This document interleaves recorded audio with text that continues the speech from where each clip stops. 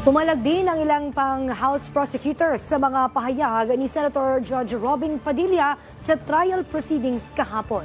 Bukod dyan, handa ring sundin ni House Prosecution Legal Spokesperson Attorney Jay Tolosa ang paalala ni Impeachment Court Presiding Officer Cheese Escudero. Nakatutok si Earl Tobias. Kung si House Prosecutor Terry Ridon ang tatanungin, dapat anyang klaruhin kung magiging opisyal bang batayan sa Senate Impeachment Court ang sinabi ni Senator Robin Padilla na walang karapatang magtanong ang prosekusyon. Magandang makapaglinaw po with the Senate Impeachment Court kung yan ho ba talaga yung patakaran ng korte, kasi medyo mabigat din po yung binanggit na wala kang karapatang magtanong.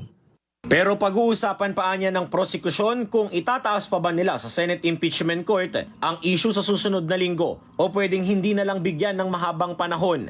Si Prosecutor Kakabag-aw, idiniin ulit na hindi pwedeng neutral ang prosekusyon at kung meron anyang dapat walang pinapanigan sa trial ng bise, yan ay ang mga senator judges.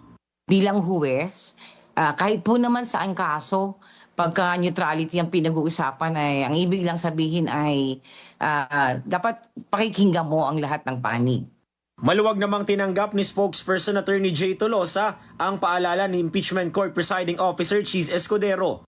Siguro para mas masigurado din natin na hindi magkakaroon ng problema when it's my time to be on deck, I'm gonna cut back my spokes duties.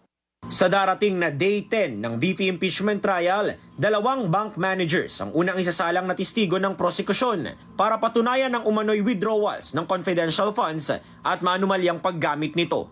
Earl Tobias, IBC News.